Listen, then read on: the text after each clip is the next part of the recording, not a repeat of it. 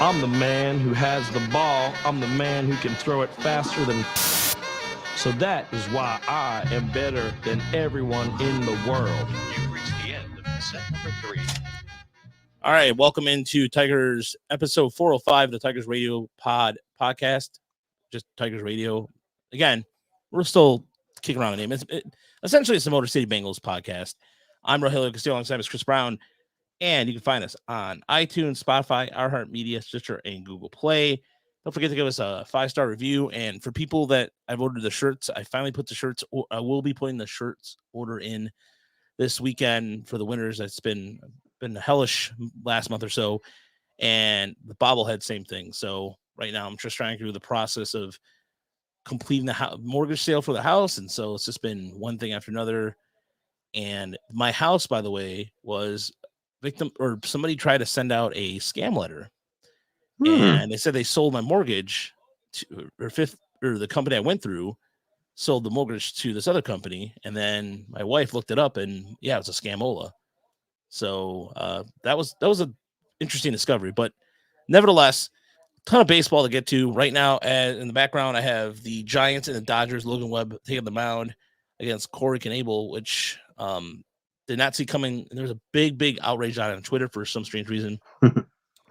And Chris, it seems unusual for them to. I think Julio Urias was the only 20-game winner in baseball this year, and he's on 4 or 5 days of rest. So it seems, like I said, unusual. Some people think maybe they're outsmarting themselves. There's clearly a reason they're doing it. I don't know if the top of the Giants order doesn't hit balls as well, or maybe they don't want. I mean, I do think when you're in the National League, there is some merit to it if you think that maybe you're going to be pinch hitting, early in a game. So, maybe they want him to go out there and get 6 outs or whatever, and maybe he can get him through that first time through the order and bring in the pinch hitter in a key spot. I don't know. We'll see how it plays out. But we were trying to figure out before the show, Corey Knebel, of course, was drafted by the Tigers, trying to figure out how many Tigers pitchers or Tigers draft picks have gone on to start a playoff game. So we have Jack Morris, by the way. Mm-hmm. You know what? Go ahead. I'm sorry. Well, in my head, I was just kind of like, we can cut it to back to 2000, which makes it pretty easy because you've got Porcello, Verlander, and Knebel. Is there anybody else? That's what I was trying to think. Maybe 2010, 2011, but Jeff Weaver, 2006. Yeah, but he would have been like a 90s draft pick, right? But I mean, you keep going back. It's I don't know. It'll be interesting. Go ahead. I'm sorry. I just meant since the 2000 draft. We can keep going back though. You're right. Like Jack Morris, Dan Petrie, Jeff Weaver, not Jared Weaver. But I still think it's a small list, though, Chris. I don't think there's too many on that list, to be honest. I mean, technically, Danny McLean was drafted by the White Sox, and Mickey Lolich was the only one. Mickey Lolich was the only one, I believe, on that 68 roster. I'm trying to think of in terms of pitchers that he was not drafted. Was he signed? Because it was a little different then back then, right? He debuted in 1963, and the draft started in 65, I think. Gotcha. Okay. Well, either way, I think it's still a very small list, but it is. There's Kyle Seager, who, by the way, Corey Seager, Corey Seager, who came up this week as Fangraphs released a payroll for the Tigers, and we'll get to that too in a little while. And much to get to, the Bally Sports Network and Detroit Tigers, or Olympia Entertainment, rather, if you think about it from a revenue standpoint, renewed their deal. And Tony Paul did a really good job of highlighting the fact that they're under evaluation right now, whether to bring back the booth or not. Again, I know a lot of people had a problem with Matt Shepard and Jack Morris. The Jack Morris thing was kind of eye-raising a little bit when they brought him back, but at the same time, the man was contrite and he was sorry, but depends on who you ask about that. But either way, there's going to be a decision made about that soon. And honestly, I listen to the game online and I just go Dan Dickerson. It's not it's not the end of the world of Matt Shepard either.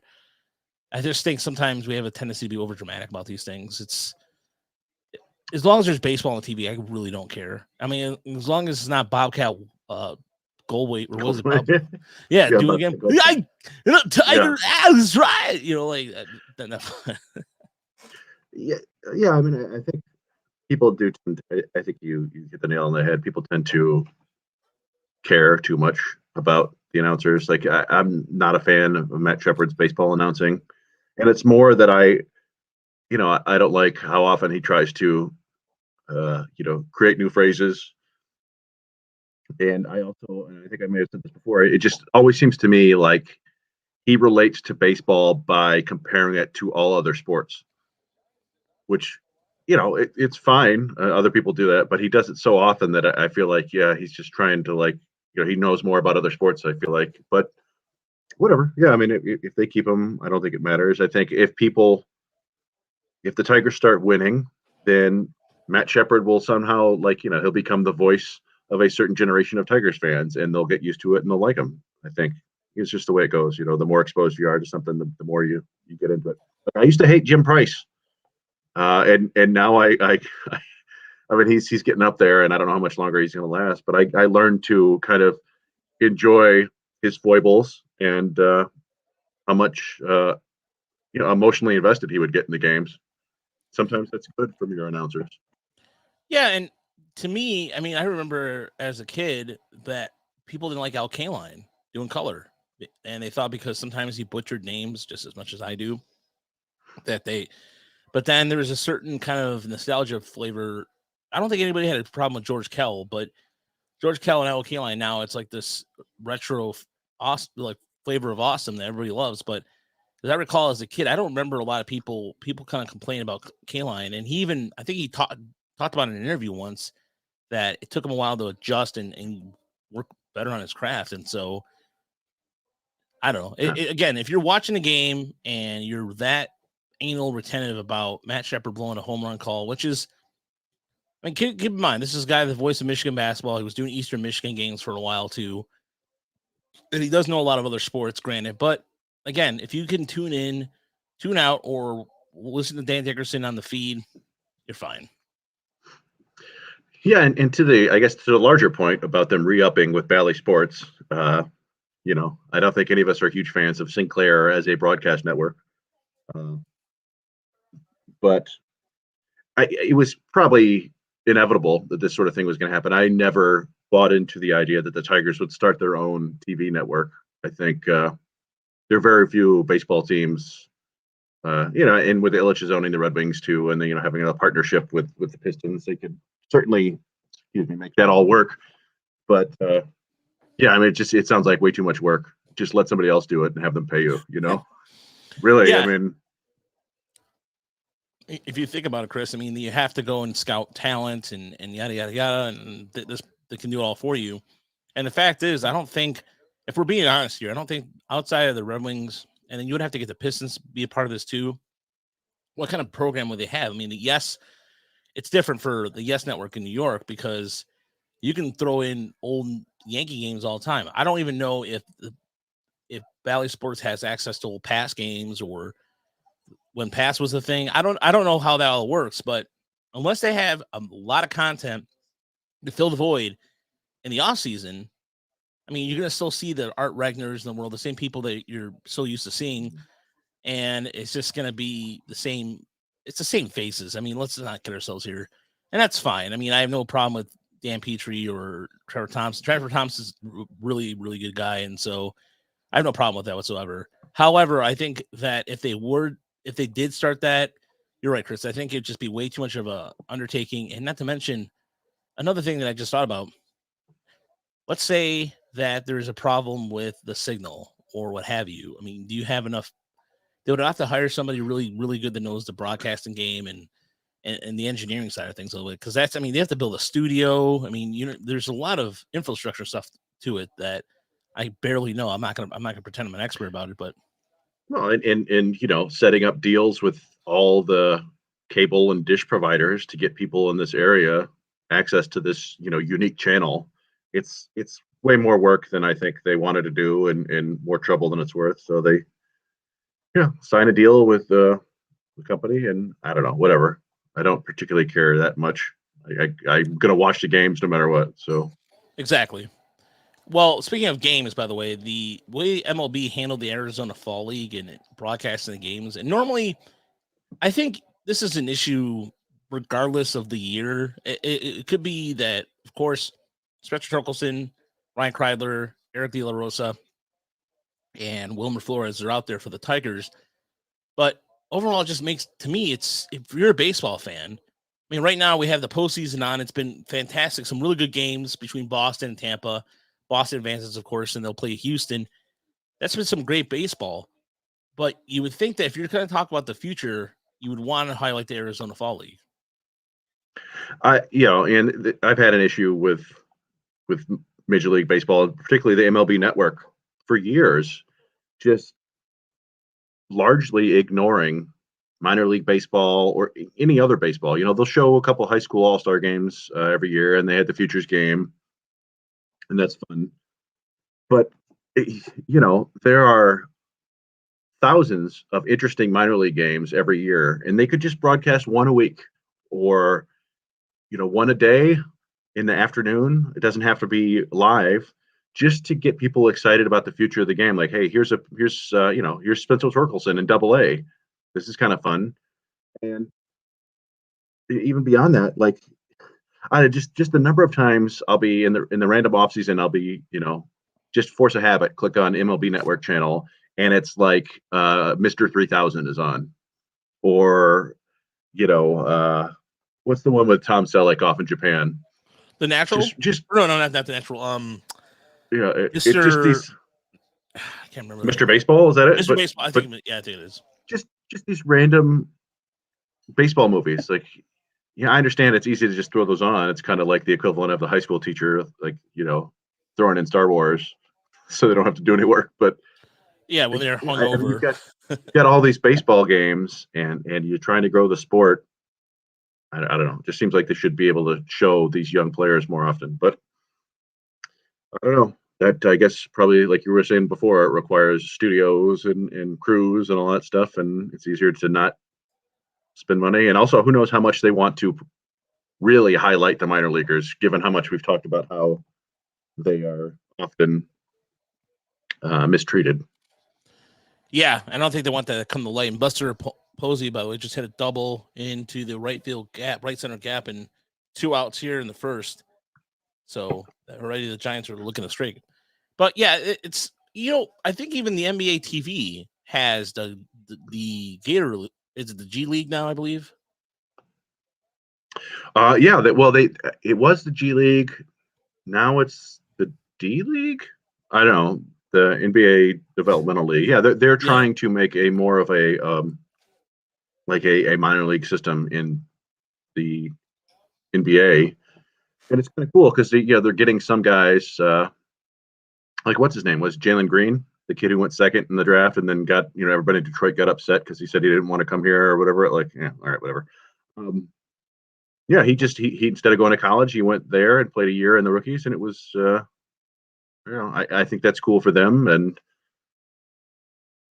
I don't, like it's a certain niche fan that's going to watch those games, but I would if I thought a team had a chance to draft highly, and there's some interesting prospects in there. And I think certain fans would like watching the random minor league game every now and then. But then, I'm kind of a hardcore minor league baseball fan, so what do I know? Yeah, if you want to watch the Fort Wayne Fire Ants, you can do that. And that's an NBA team. Now it's instead of the Grand Rapids team that was in Detroit, now it's the Grand Rapids, I think, Gold Rush. So because they're Denver Nuggets affiliate now. So, by the way, Christopher answered us on YouTube. If you watch this every week on YouTube, you can watch this on Tiger Minor League channel every Thursday night around 9:00. And again, Uper not with us this evening because he had a prior commitment, so he cannot join us. He'll be back next week. And Michael brings up a good question. What is the cost of announcers, cameras, and a truck out there for 5 weeks? And exactly right. It's Michael. It's just the infrastructure is just way too much to think about. But again, if they change the broadcasting team, life goes on. It doesn't matter. I mean, they're going to do what they want to do. But so, well, I mean, they are going to be broadcasting the Fall Stars game and then the championship game, which is like a week later. So, if they're going to be out there for those two, maybe they can broadcast the 4 or 5 games in between. But I don't know. We'll see. yeah, I mean, this is in terms of even today, for example, the Mets top prospect, is it Batsy? Brett Beatty. Brett Beatty, sorry, Beatty finally got out. He started he was on a tear, and then we also saw that the Cardinals finally got for the first time Jordan Hicks was pitching today. Was Jordan Hicks? I'm thinking Reyes. Am I thinking Reyes? No, Jordan Hicks, their old closer who blew his arm out. The dude who was throwing 105. I'm trying to think of is it Alex Reyes that I'm thinking of? Who's the pitching in the AFL? Yeah. Oh, I missed that. Let me see. I know Norland. I know Gorman was playing, but there was a name that stood out. I'm like, oh, I haven't heard about him in a while. As Chris takes a look at that, but yeah, sorry, I didn't check the other box scores. It's kind of a pain to look at the box scores this year. Oh yeah, you have to right click it now. What the hell is that? Yeah, I can't do it on my phone at all. And yeah, now you have to right click to open another tab. I don't understand the point of that.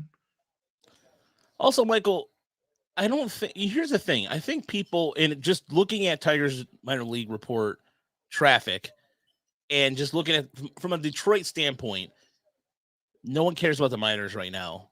I mean, I honestly I hate to be grim about it, and we just did a Lakeland thing, which is done really well. By the way, if you go to our channel, we just did a season review about Lakeland, so thank you for everybody who checked that out. And I say that, and I'm not saying it to be a dick. I'm saying that because people care more about the major league team than they do about the minor league system right now. I mean, for example, I can tweet something out about Spencer Torkelson. Boom, boom, boom, boom, boom, boom. Case in point, I did that was Josh Lester. Did a home run chart, and no one cared. Sorry, yeah, I mean, truth sucks. No, that was one thing we learned pretty quickly is that Torkelson was always going to get the most kind of likes and retweets and things like that, followed by Green pretty closely.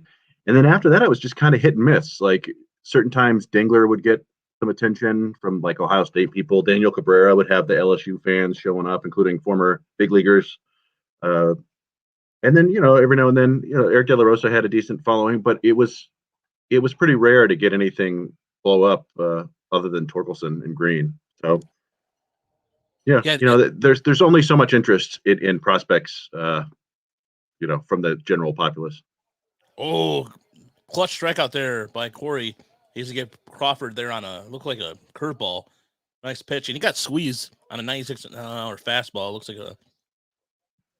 But sorry. You're absolutely right. It was Jordan Hicks out there pitching. They also had Lars Nootbaar out there. I didn't realize that they had sent a bunch of big leaguers, but you can now. You used to not be able to. I thought you couldn't send them out there if they were on a 40-man roster, but I guess times change.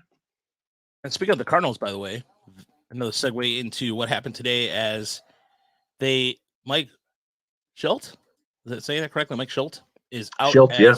He's out as the manager. It came to a surprise to a lot of people because nobody really expected that. And they cited, quote, philosophical difference in direction that our major league club is going. And I mean, that's what president of baseball operations, John Mosaic said. Yeah, that one shocked me because I saw the tweets. Somebody was tweeting like, "Hey, the Cardinals just randomly announced like a press conference," and a lot of the speculation was, "Oh, they've signed Schilt to an extension," because the team performed pretty well. I'd love to see the number of times the manager was fired or contract not renewed after winning 17 games in a row at one point in the season. But what shocks me about the comment about the change difference in philosophy is that I've always viewed the Cardinals as a very old school organization, not particularly interested in all the modern analytics and slow motion cameras and pitch tracking, all that stuff. And Mike Schilt seemed to fit that to a T. He seemed like an old school manager. So I don't know if they're going to try to move forward with that. Who knows what happened? I was just kind of shocked. Yeah, because the ironic thing is that John Mosaic hired him as a scout in 2003. So he's been with the organization for over 18 years. So that came as a somewhat surprise for me. So if you already know what type of manager he is, I mean, unless what you're talking about, Chris, maybe the numbers and analytics, Yeah. St. Louis wants to not, maybe perhaps go away from the Cardinal way, but the Cardinal way seems to work just fine. Thank you very much. Well, and maybe that's the difference in philosophy is that Mike Schilt wanted more money. And St. Louis's philosophy was, we don't want to do that. Our philosophy is not paying you. So they'll bring somebody, someone. Because Schilt was, I think, a minor league manager before he became the big league manager under, Matheny, I think was the former. Yeah. Yep. So, yeah, Jeff Luhnow. Yeah.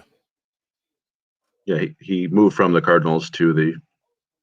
That makes a lot of sense. So there could be honestly, the St. Louis could be coming about new pitching ways, what have you, and we'll see what happens. I mean, it did catch me off guard too. And the last thing I wanted to discuss before we get into the inside numbers and the good, bad, and ugly is that 4 rookies made the MLB second team All-Star team, and congratulations to Akil Baddoo, Tarek Skubal, Casey Mize, and Eric Haas, who made the team. And I couldn't really debate about the first team. Look at some of the candidates that won. It was stacked. The American League this year was stacked with rookies, Chris. Yeah, it ended up being a really nice crop of rookies in general. I mean, Wander Franco came up. It'll be interesting to see if he wins the Rookie of the Year. He probably should. Sorry, my dog's got his squeaky toy.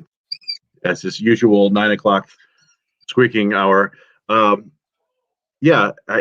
Franco, I think, ended up having the best WAR among AL rookies this year, despite only playing like 70 games, which I think would be the fewest games ever to win a Rookie of the Year in a non kind of COVID year, But Adolis Garcia had a really good season, and I mean, I couldn't really argue about it either. It's not like Pipeline left Riley Green off their first team prospects, and I felt like that was kind of an egregious oversight, given his numbers were better than a couple of the guys that they put on there. And considering his age too, Chris, that was total BS. Yeah. I mean, that I agree with. That was nonsense, and it's one of those things where I sometimes we like Jim Callis. We've had him on the podcast, and we've had Jonathan Mayo for 2 seconds, but sometimes I wonder what kind of collective power goes into that. Does the committee of guys, or just 2 people? But either way, yeah. So no, but what's interesting too about the get back to Cardinals for a quick second too about the AFL. Gorman hit a 3-run homer in the opener, so he's off. He started really picking up the second half of the year for the Memphis Redbirds, and when I was tracking the minor leagues for Prospects Live, I reached various games throughout the system and throughout all the organizations, and Gorman was Dustin. It was cool to see the progress. Excuse me. And right now it's 1-2 on Justin Turner, and we are in the second inning, top of the second inning right now. But so we're gonna say, Chris. Oh, I was just gonna say, Gorman. I'll be writing something about Gorman fairly soon. That's all I'll say. Okay, tease that. Nice. That's a nice tease. Mm-hmm. That's good. All right. So now it's time for Rogelio and Chris to go inside the numbers. I apologize. I just said it's time for, and in the intro, it says it, so it sounded redundant. But Chris, what is your inside number for the October 14th? Wow, it's already. Yeah. Time's gone by. I turned 41 1 month ago, and you turned 40 just the other day.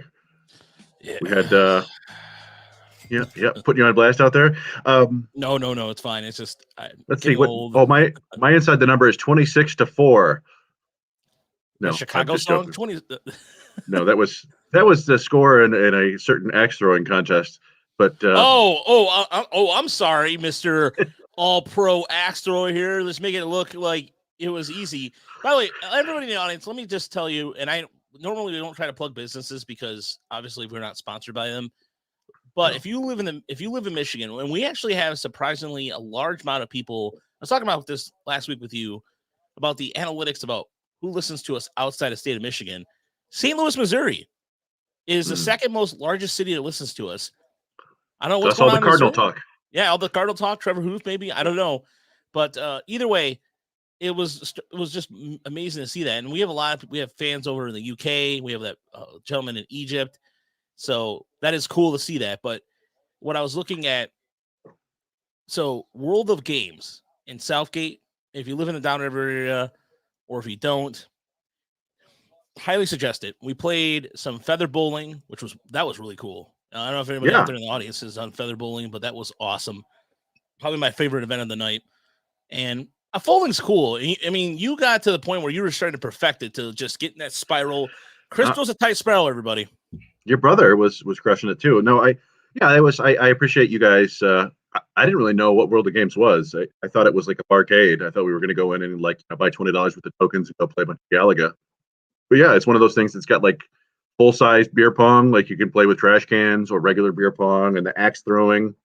I was wondering why they said you can't wear sandals. I'm like, huh?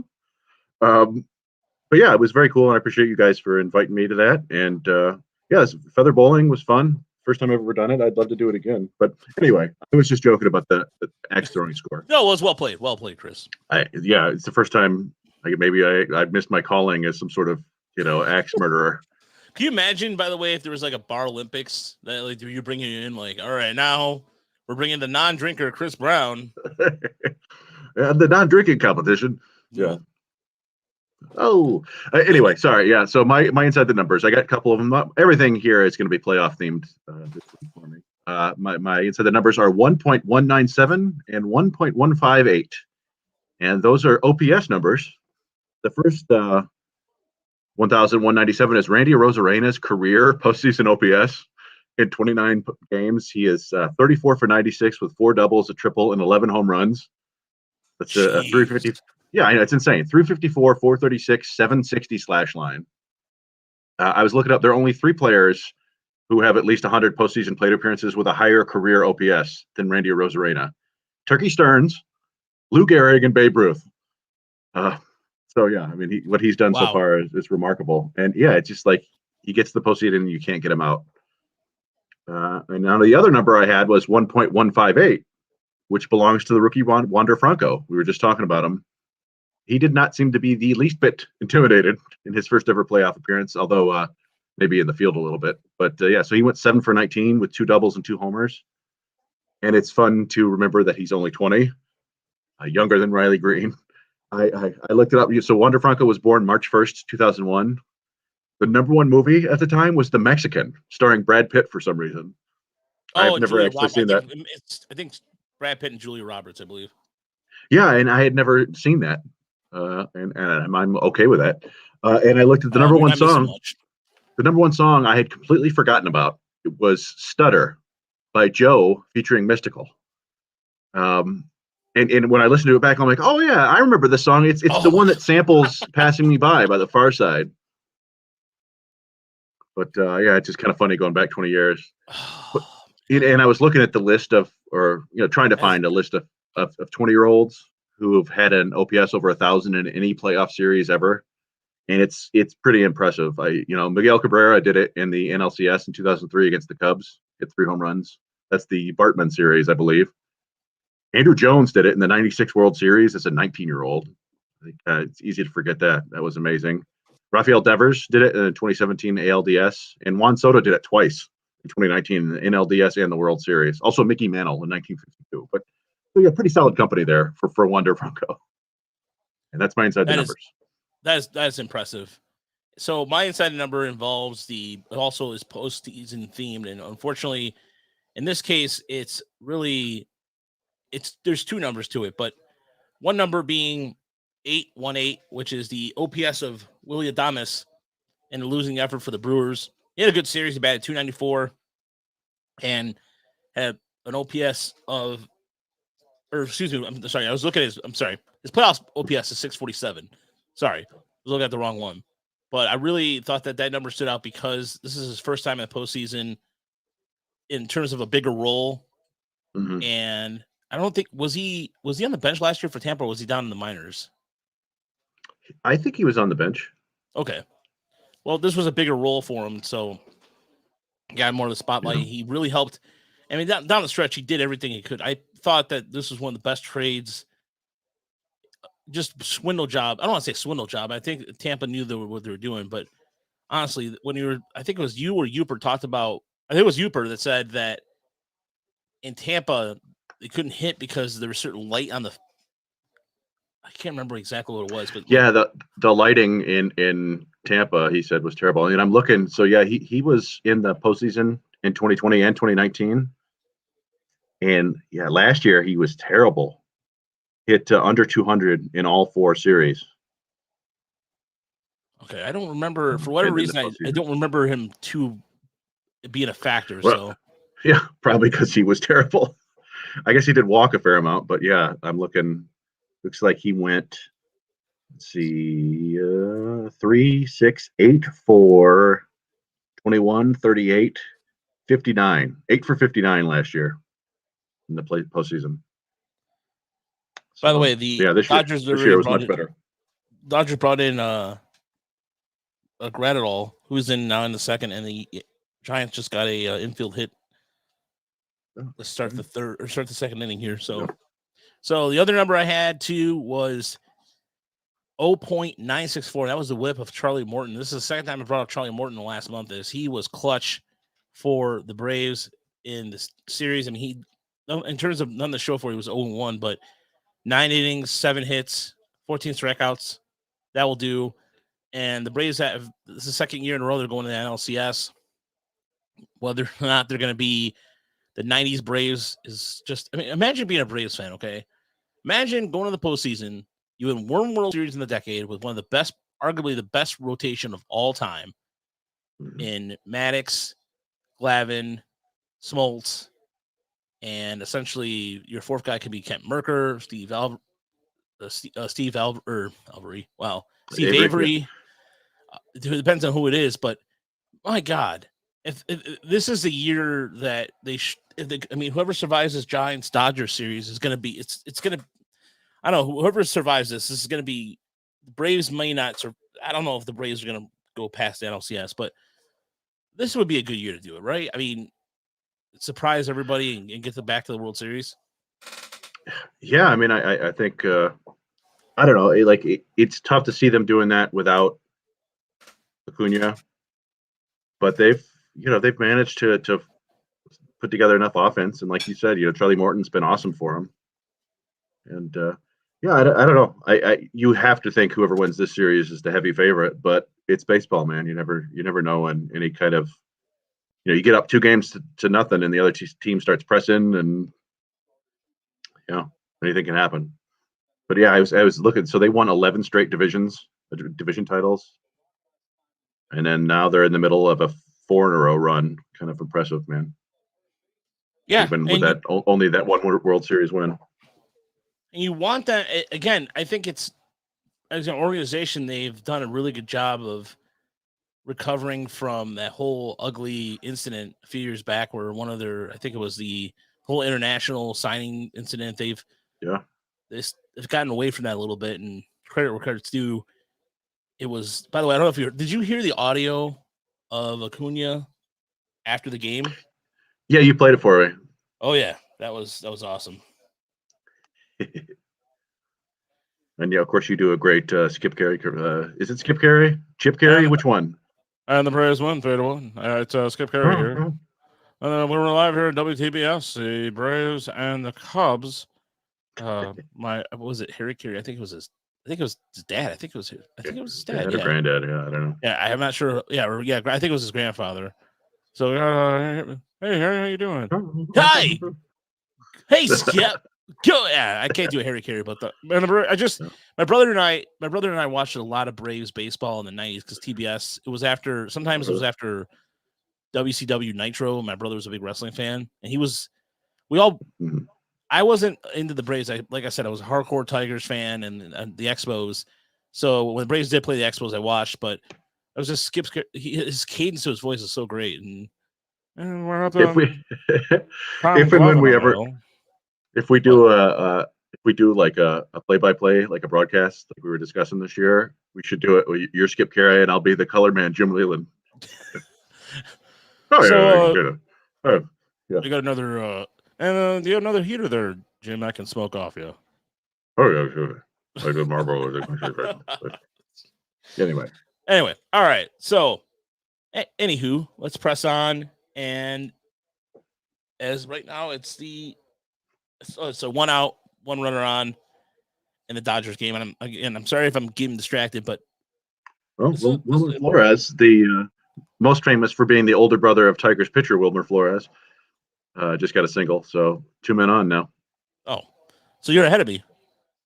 I was just following the app. Ah, okay. TV. So. The good. Oh, that's good. The bad. Oh, that's bad. And the ugly.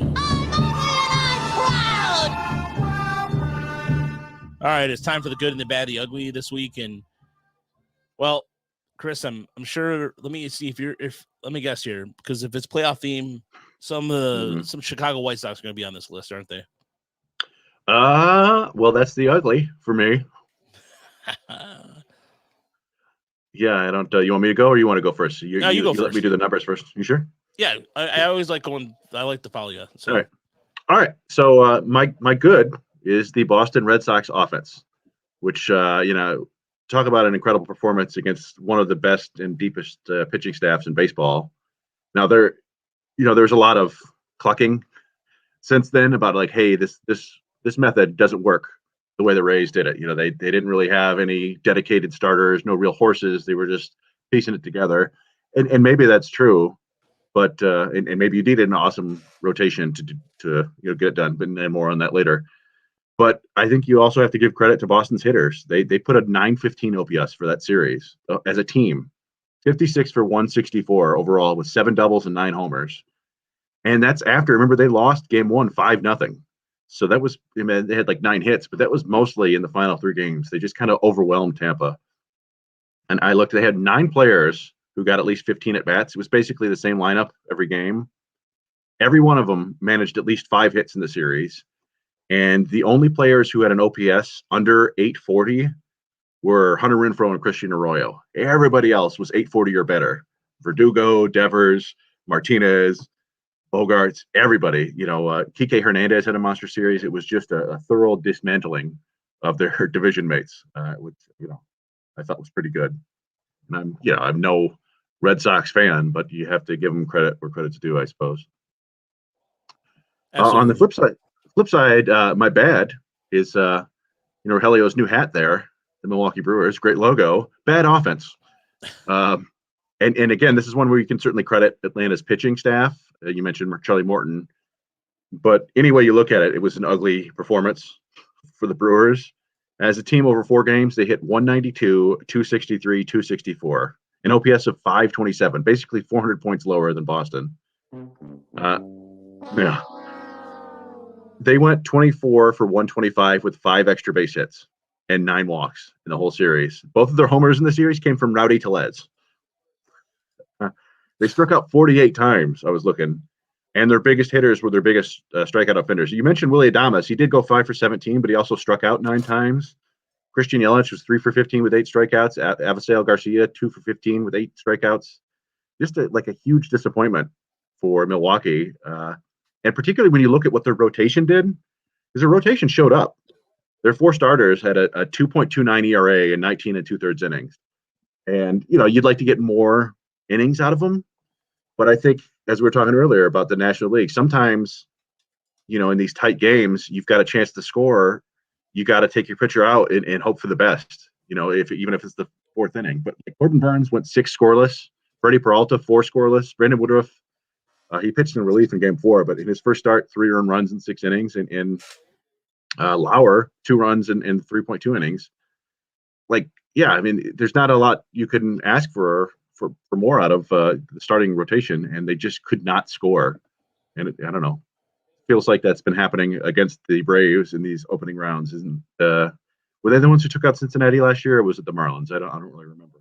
I think it was the Marlins that took him out. I think That might be the case.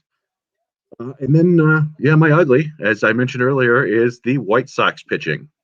And so this is kind of where I go back to like about that Tampa Bay Rays model not working. Well, the White Sox had, one of the best rotations in all of baseball this year. And what a collapse there in the postseason. And it wasn't just the rotation. And you got to give credit to Houston. They have a fantastic offense. But by FWAR, the White Sox had the third best pitching staff. Oh, they had the best pitching staff by WAR in all of baseball, the third best rotation, and the fourth best rotation ERA, and tops in the AL. So this was the best pitching staff in the American League. And in that series, their starters, so Lucas Giolito, Lance Lynn, Dylan Cease, and who am I missing? Carlos Rodon, 14 earned runs in 12 and a third innings for an ERA of 10.22. I mean, there was Chicago sucks. There's definitely some injuries issues dealing there, and the bullpen wasn't that much better. They had to cover 21 and 2/3 innings, which is not easy for any bullpen, but their ERA was 6.65. So it was just the Chicago's pitching staff just completely failed them. And I don't know. I don't know what you do when that happens, but that's my ugly. A brutal postseason performance. Especially Michael Kopech's numbers too out of the bullpen, and it was. I mean, he had posted an ERA of 18. And I think it has a lot to do with how Tony La Russa managed the rotation a little bit. And the only reason why I said that, and I'm not saying it to obviously not nitpicking the White Sox, but in terms of you won the division handily, and you had an opportunity to really you knew full well who you're going to face way ahead of time. And I think it was an opportunity for them to. I mean, if you look at some of their numbers down the stretch, Alex Keuchel's not giving you much. I mean, he finished on the season. Did. No, I meant like, yeah. Oh, they used he's in roster. Yeah, I don't think he was on the roster. Yeah, but no, I get what you're saying. Sorry. That's okay. And then again, Lucas Giolito, you expect a little better out of that too. But if you look at the grand scheme of things, if La Russa had his way, can you imagine this could have been a rotation in terms of innings pitched, in terms of starters. I mean, you're looking at 178, 165, 162, 157, 132. And how often do you see that in this modern time, a rotation with 5 starters with at least 4 of them going over 150? Yeah, no, I mean, like you said, there were some minor issues with injuries. I don't know how minor they are, but, Rodon had been kind of slowed down the stretch, and Lance Lynn wasn't 100%. Yeah, I mean, that was a strong rotation that pitched all year. You could argue that maybe a smarter manager or a different manager, not necessarily smarter, would have looked and said, hey, we've got this postseason bid wrapped up. Let's give these guys breaks earlier in the year, keep them fresh for the postseason. But, it's tough to know if that would work or not. I don't know. I just think it's a combination from the pitchers not really executing and the Astros being incredibly good. Yeah, I mean, and also at the same time, this is the first postseason appearance for Evan Katz, the pitching coach for the White Sox. Yeah. So you have to game plan for that differently, and they'll be back next year. I mean, there's no doubt in my mind about that. They don't have a lot of minor league pitching options in terms of starters. They have a couple bullpen arms, but we'll see what happens. But speaking of that series, my good is Dusty Baker. And the way he handled that bullpen, and our friends over at Climbing Tars Hill did a really good article about it. And I thought that was the way they were dealing with the fact that Lance McCullers Jr. had some issues with forearm tightness, and he just was able to, manage his bullpen pretty well. I thought that the best part of that series was watching, and this is somebody I don't get a chance to pitch very often, but Luis Garcia, who was out for a little bit of while in September. He didn't pitch a lot because of loss of velocity. They want to see him for the postseason, and it was wisely done. I love his windup. It's just like you almost want to call it a balk every time, almost. Yeah, he's just like whoop, whoop, whoop, whoop, whoop. Yeah, whoop, whoop. It's like something on a Three Stooges or something in slow mo. But I thought the way he managed the bullpen was really good. He didn't. McCullers had a really good ERA of 0.84. and really stepped up when he needed to. But I know that a lot of people were focused more or less on what Ryan Tapera said, or the White Sox said about them cheating, what have you. But credit where credit's due. The way Dusty Baker was able to get, and by the way, Garcia was named to the Pipeline's all rookie team. So I mean, rightfully so. I really like the fact. I mean, in terms of even like, for example, that in Game 2, you saw that play where he put he took Braben in after was it Stanley? I think faced only one batter, and he came in and got the job done. And so, I mean, although he plunked Abreu, and then of course that BS with we got to get him back. I mean, it's the same thing I said before about like, Tony La Russa, he thinks people are plotting against him. That sounds like an old drunk, really. Sounds like, yes. Rest in peace, my dad. But my dad sometimes thought the same thing. Sometimes out of nowhere, just was, radio. They're gonna take up. They're screwing that transmission. Anyway, flashback. But Chicago sucks. The bad. So yeah, that's the way I get it. And speaking of Chicago, the bad is it's a offense. I mean, Yasmiel Rendell, who was coming in, had a really good September. He fell off in the series, just batted 143, and he wasn't necessarily striking out a lot. He just kept running into it and couldn't get the job done. And Yohan Makata, who was a Tiger killer, same thing, 250. Who had a good series though was Luis Robert. He had a fantastic series. He batted 467, and that guy I think is going to be around for a while and just be a threat anytime it goes up the plate.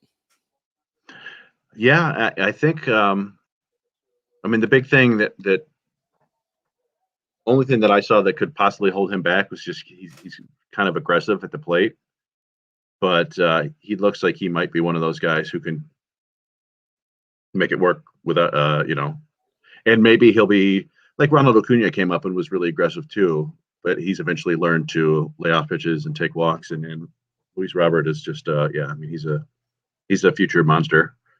Oh yeah, he's gonna be a pain in the ass. By the way, if anybody who's watching us on YouTube, if you have any questions, we're gonna do the question segment here in a minute after I finish my ugly. Just leave them in the chat. So my ugly is the New York Yankees, and there's some major shakeups today as Marcus Thames and Phil Nevin, former Tigers, are out. And so I think that something I think I said this to you maybe in chat, or I said to my brother, but I think that if George Lombard leaves, you can easily see Marcus Thames coming here, possibly. You think? It was possibly, yeah. I mean, I don't know what kind of relationship Hinch has with him. That's always kind of key. It's weird to me. I mean, the Yankees weren't a great offense this year by any means, but it just felt to me like their issue down the stretch was not enough pitching. But maybe I'm mistaken. Like their pitching staff had a really good WAR, so better than the offense. There's always a little bit of a reckoning when the team doesn't achieve its goals. But I don't know. It seemed like for years people were singing the praises of Marcus Thames. I guess it's just the way it goes when you're a position coach or a hitting coach, pitching coach. It's you kind of you're sacrificial lamb at some point. Pardon the internet up.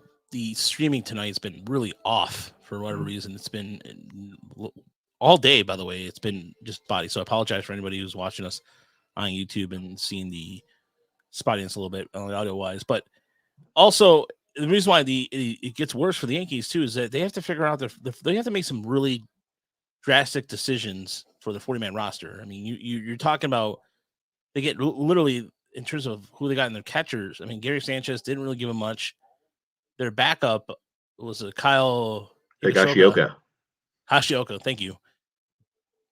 It's not gonna, in terms of even they didn't really have one. I mean, and you talk about Josh Rex, who is in the minor leagues, and he might be somebody who might even stick around for the catching position, but he has some good power. I mean, he hit 503. Oh yeah, we are the new Tiger hired today. Did I miss him? Who I hired the missed it Tigers fan? too. Yeah. Good question, Michael, because Yeah. We're have to look it up now. now we look it up now.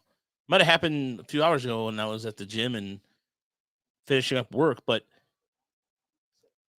yeah, the Yankees have some major decisions this offseason to make. I mean, it's just a giant mess right now. They also have to think about, because Josh Brex is Rule 5 eligible, and so is Donnie Sands. So if you're anybody out there that knows some of these Yankee guys, they have a really talented minor league system. So they have to figure out who's among the Rule 5, who they're going to let go, and the veterans are going to stay. But I don't think Gary Sanchez is. I think they've run their patience out of him. I don't know, Chris. Oh, Yeah, from the no, I Dodgers. think- Okay. He's talking about the pitching coach. Didn't we talk about that last week? I thought we did last week. The Ribas. Rivas. We could talk about talk about Rivas again. I mean, especially with the AFL going on, and I wonder if he's out there. I saw John Murrian, who I think was the bullpen coach, is one of the coaches. They usually bring a coach from each team too. So I don't know. Is he still hanging out with the club? Yeah, I mean, Ryan Senko, director of coaching. I've seen nothing about this. Yeah, we got breaking news on the podcast here, Michael. Thank you. As he plays once again the role of the producer, because I have literally no idea.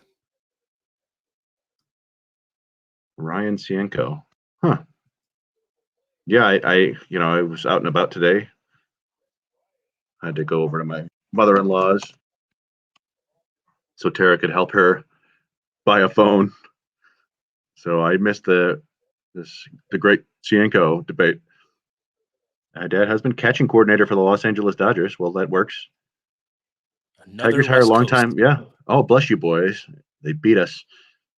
Tigers hire longtime Dodgers coach Ryan Cienko as director of catching.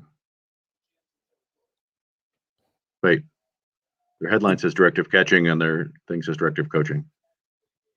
Who did the story? Was it Brandon? Let me see. I'll click on it.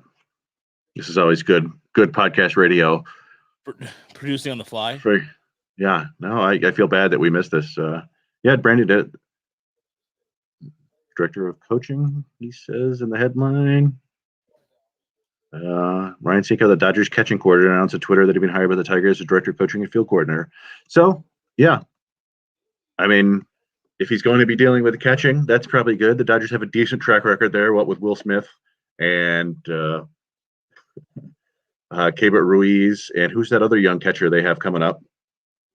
Oh, I'm blanking on his name. Do you remember this song, Chris? Yeah.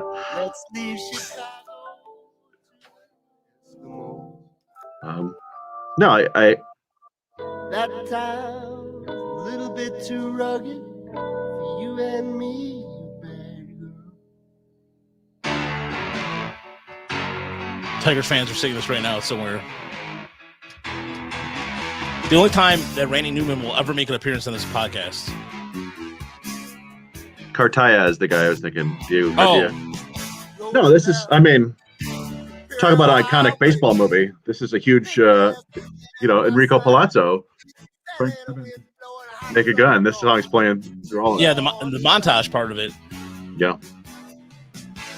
But, no, I mean, we've talked about it before. If you're going to rate any team's development staff, Dodgers seem the way to go. So I have no, I haven't, as we said, we didn't know about this and we didn't research it. So I don't really know about Ryan Cienko's past, but as long as you're not getting Mike Scioscia, I think anybody from the Dodgers works for me. Yeah. As long as I think if they continue to develop on the player development side. Thank you, Michael, for sharing that. Yeah, I know, Chris. I feel like we should be on top of this, and we missed this. And then again, I was so focused on the Arizona Fall League, just watching the game day thing, and I was working on an article I put out today. The Maglio Ordonez home run was on the state today in 2006, and also Kirk Gibson home run too.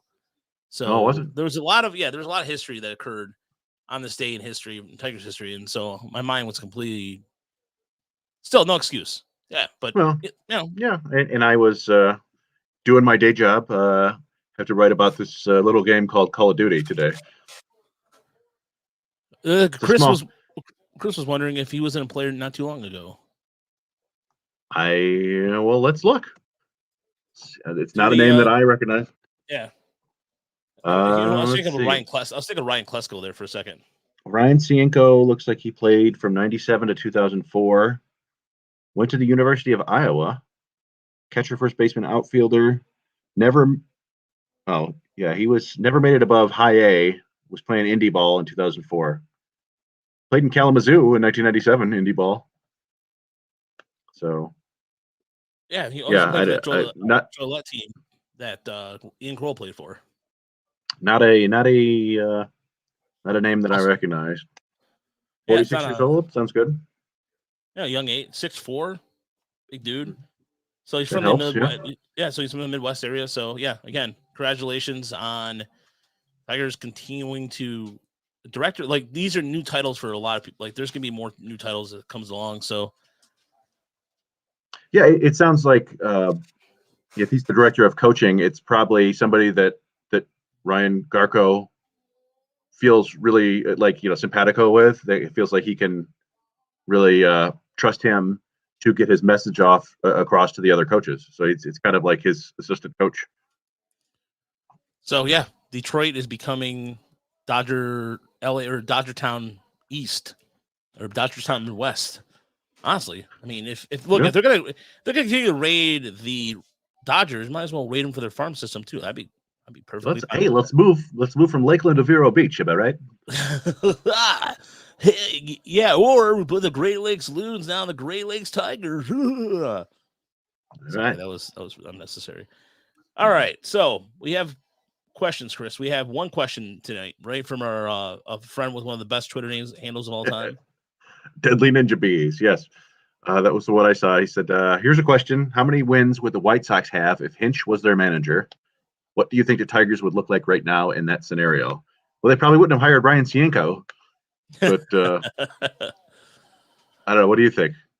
I gave this question thought. I went to the gym after work, and I was thinking about it. I was on the elliptical, and I tend to just listen to music or not. I try not to just try to clear my mind as much as possible for the podcast. So that way, as everyone knows, I talk too fast, and sometimes I just want my speech to be clear. And I'm working on clean, not the and all that stuff. Anyway, so I was thinking about this for a while, and I've come to the conclusion that I think it really depends if he brings Chris Fetter with him. I think because I think weren't the White Sox talking to him too. To Fetter? Yeah, I think there was. I didn't hear that, but it wouldn't shock me if Hinch had talked to him about like, hey, you're gonna come with me to wherever I go. I think based off the White Sox, I think they might have won 100. I think they would have maybe won 100 games. Honestly, 99 to 100 wins. I think there were 7 wins better.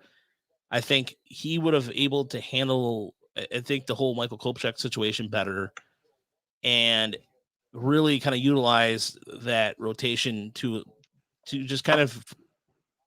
He's always been good with managing a rotation. So, but it depends. If he has Chris Fetter with him, then yeah, I think just 7 wins better. And I think they would be able to, against Houston, play a bunch out. I mean, honestly, they put up the game where they scored, I think, was over 10 runs. But other than that, they looked outmatched. And again, I've playfully in our Slack channel for Fansided, I said White Sox, Brewers, because I thought it'd be kind of cool to have a Midwesting. Realistically, I mean, right now, by the way, it's nothing here as Mookie Betts just slaps a single to the left. And that's the first runner on. And the Dodgers got the first runner on in the 4th inning. Already the 4th. And Mookie Betts, by the way, has had a fantastic series, man. He's made some really good plays in the outfield, too. He's a decent baseball player. Yeah, a little more than decent. Probable Hall of Famer. I kind of thought about this too, and we've talked about this ad nauseum. Where like whenever we discuss the actual impact of managers and coaches, I just kind of throw my hands up in the air because it's just so hard to measure. The one thing I did look, so I just said, all right, I'll go check out their Pythagorean wins and losses, and the White Sox won 93 games this year, but their run differential says they should have won 97. So they underperformed by 4 wins, if you want to say that. Whereas the Tigers won 77 games, and their run differential says they should have won 75. So I don't. Either way, you could say like 3 to 5 wins, maybe 3 to 6. The issues the White Sox had this year seemed to mostly be like injuries, and their defense wasn't great. I don't know how much AJ Hinch can affect that, although he did. The Tigers had the worst defense in baseball according to Fangraphs this year, and they were still able to outperform. So I don't know. I didn't watch every White Sox game this year. I do remember distinctly that one game when La Russa left Lucas Giolito in way too long, and the Tigers were able to beat him up in like the 7th inning and then go on to win. Like that felt definitely like an old La Russa. He didn't realize that you can't really let guys in there for the 3rd time in the order, no matter how good they are anymore. So I'm sure that happened a couple times, but I also as much as we make fun of Tony La Russa, I'm sure he learned a little bit on the fly, and I don't think it was a huge drag on the team in general. But like you said, Roger, assuming Hinch was able to bring Federer with him, I could have seen the White Sox winning 2 to 6 more games, which is not a huge difference, but it probably would have meant home field in the playoffs instead of going to Houston. And maybe, just maybe, AJ Hinch would have had a better understanding of how to attack Houston's hitters than La Russa did because he coached them. So maybe that would have helped. As for what the Tigers would look like, who's to say, man? I thought they interviewed George Lombard, and maybe they would have hired him. Maybe they would have hired Rick Renteria or Freddie Gonzalez or some other retread. I doubt there's another manager who would have done better with this team than AJ Hinch did. But I also don't think, unless they hired a complete boob, I don't think anybody was going to, drive this into the ground. They probably would have been close to 68, 70 wins no matter what. So I don't know. See, the thing is, Christopher, we're doing a series. I'm starting a series, I think, by end of October, beginning of November. And if anybody's familiar with Marvel's What If series, I want to do a Tigers What If about the 2021 season because there is a lot of what ifs. I mean, if you look at this, I look at it this way. You look at the season that Akil Baddoo had. No one saw it coming. No one saw this coming with Eric Haas. So I'm wondering if they hired, for example, Freddie Gonzalez or another retread. I'm drawing a blank on right now. I mentioned Rick Renteria. You could say Rick Renteria. Yeah, who's just in Chicago, and he didn't get the most out of his players. I really believe that the Tigers would have been in the 60-win category. Honestly, I really believe that Hinch made that much of a difference because he maximized every player he had, despite having the worst defense in the league. Everybody was complaining that Harold Castro was starting at short. Who else are you going to start at short? Goodrum is not hidden. Willie Castro's a disaster. He took what he had and made the most of it. He made Harold Castro, hitting Harold, somewhat of a good role player. I mean, if you don't look at his WAR, if this was 1981, Harold Castro would be put on a pedestal more because of his batting average. I'm dead serious, Chris. You know that. People back then it was like, oh well, he's batting 300. Sign him up. But in this case, you look at other numbers and it's not the case at all. And so honestly, I think that he made that much of a difference. And I would rather not think about it. Shudders that mind because you took the same roster that Ron Gardenhire had and turned out a much better product. And granted, of course, they signed Robbie Grossman, but still, I want to believe that. I really believe. I mean, honestly, the What If series is going to. I'm just trying to think of the concept of making it sound as realistic as possible because if I write it out, it'll say something like, well, what if Freddie Gonzalez took over the team as an example? I would have to look at a lot of what he did in Baltimore, and Baltimore's already horrible as it stands. Yeah, I mean, weren't we going to look, or you were going to look back at the infamous Juan Gonzalez thing? Yeah, the Juan Gonzalez deal. Huge what if? Yeah. No, what was funny is I was just looking, like you said, with WAR, Harold Castro was a nothing, but he led the Tigers in win probability added. So that's a when he got his hits, they were in huge moments, and that was usually when Hinch would put him in the game. So there's definitely an element of that. Like Hinch really knew his players or got to know them eventually, and when to play them. The start of the year, it was Willie Castro at shortstop, and that wasn't great, but he kind of had to figure that out. And I think all managers would have tried to figure that out at least. I don't know if they would have moved away as quickly as Hinch did, because he's at a certain point he goes, "Yeah, I'm going to go ahead and trust what I'm seeing here. This ain't it."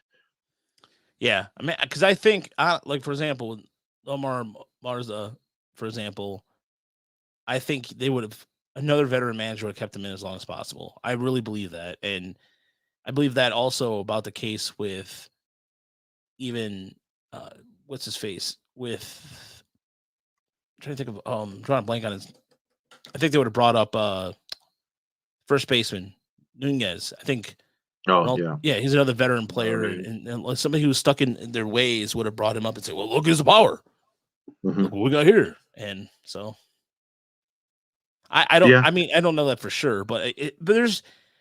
I don't know about you, Chris, and anybody who's watching on YouTube right now, or anybody on when you listen to the podcast, feedback is always welcome. So if you have something to say about what we talked about, just let us know.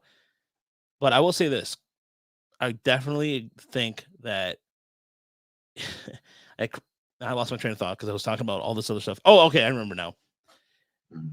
I guarantee you that there was two schools of thought going on at the same time in the front office.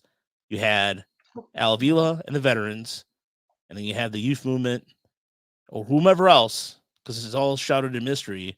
They were like, and going with AJ Hinch. So it's Hinch, young guys, Littlefield, Avila, and David Chad. Yeah.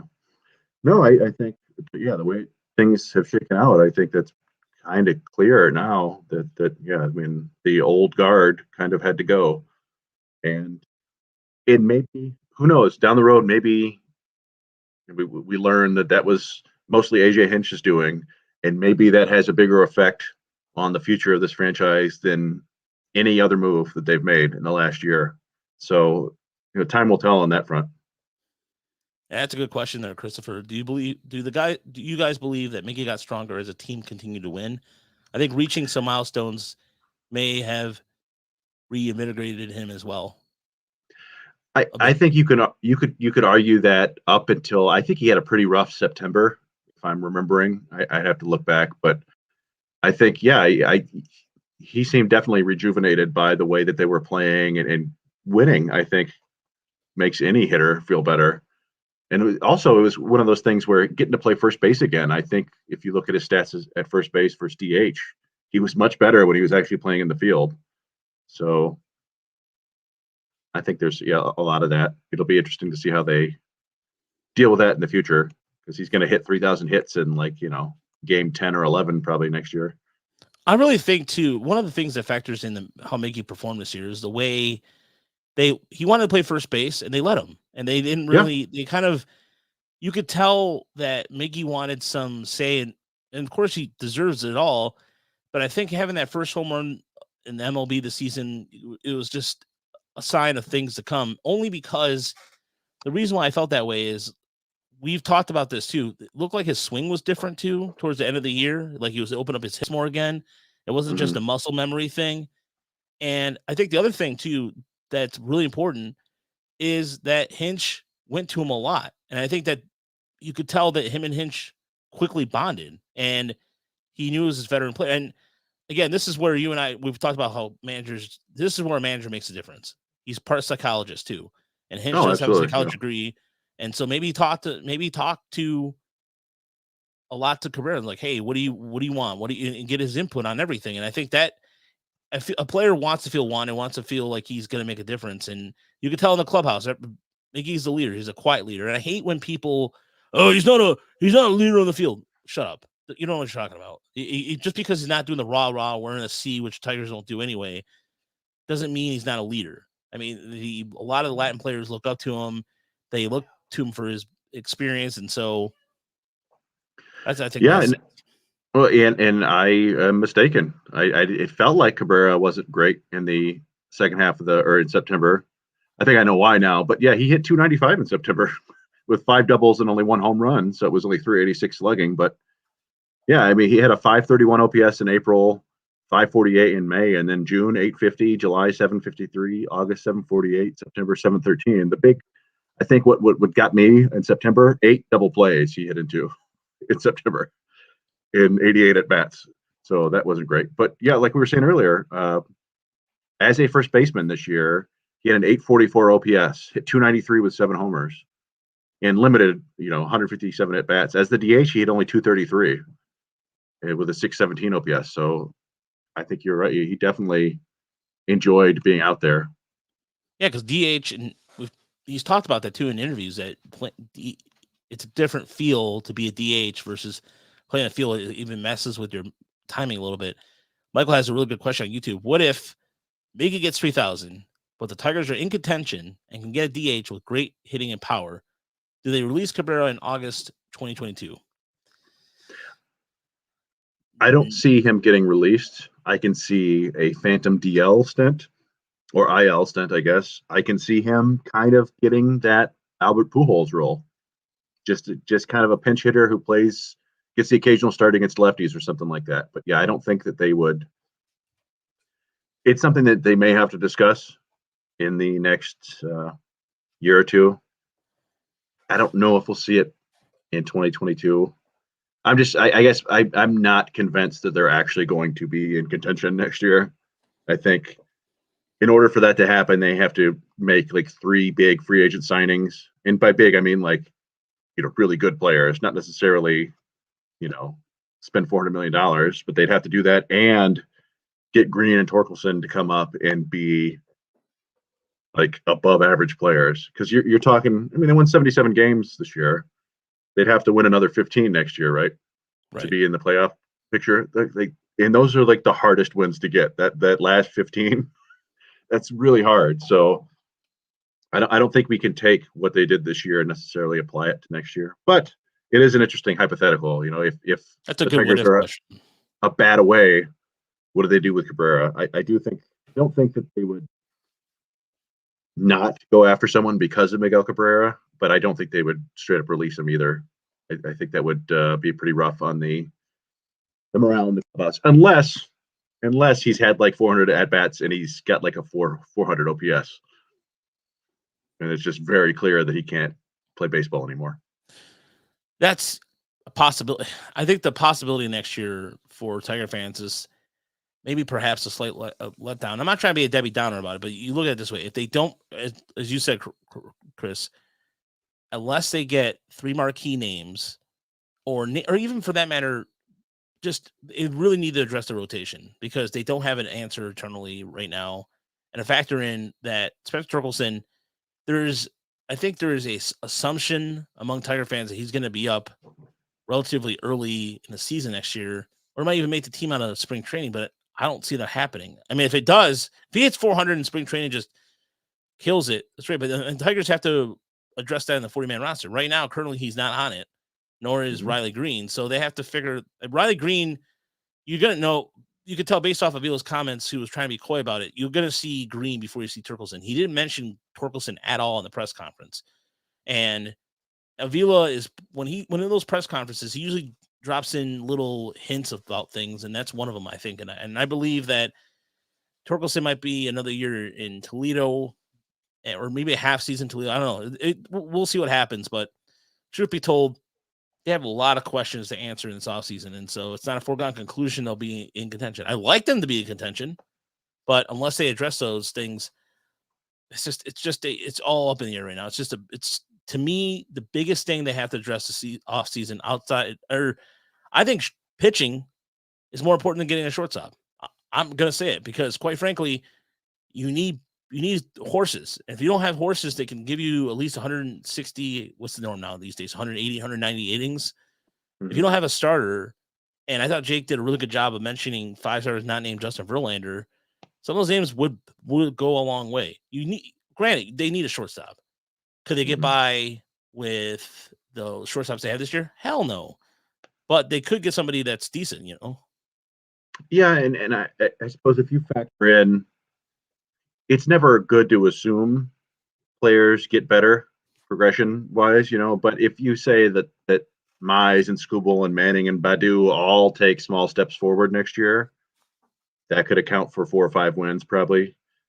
Yeah, I mean, it's just I don't know. They still have a long way to go. I think as fans, we all got excited because they were playing not terrible baseball for the first time in years. But it's been so long since we've seen a real contender that we kind of forget how good you have to be. Yeah, it's good to see them making progress, and so that's all we can ask for. So we're out of time. Thank you so much for watching us on YouTube, and of course listening to us on whatever device you're listening to. Majority of the traffic comes from iTunes. So, but if you have Spotify, we're on Spotify. We're on iHeartMedia. Check us out. Again, thanks so much for everybody participating in just watching us tonight. Thanks to Michael being the producer on site again.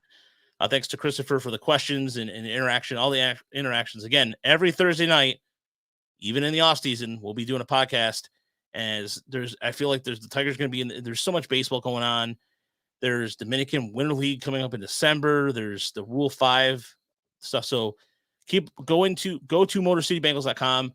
Stories galore. We have everything you will need for the offseason except for the new director of coaching, which again. Sorry for dropping the ball there, but neither of us, we have lives too. So sometimes we're not following along that closely. As Brandon Day is a good friend of mine and a good friend of the show and all that, I realize he's also the competition when it comes to writing. So of course he didn't post anything in our DM. So nice work, Brandon. And he wrote the article. So I mean, we're not going to tell you not to go read it. Yeah, go read. Yeah, go check out Brandon's article on blessyouboys.com. And we're friends over there. We have a good friendly rivalry right now, and we actually give him a run for their money. So that's a good thing. But either way, at some point too, in the next couple of weeks, he's going to be on the podcast. He's going to be helping us out with the Tiger minor league report project. So I think he might be with us with West Michigan or Erie. I have to talk to him about that. So, and Brandon's due for appearance soon. So thanks so much for watching on YouTube. Again, thanks so much for listening. Go to Apple, leave us a review. Let us know what you think. Until then, we'll see you next week.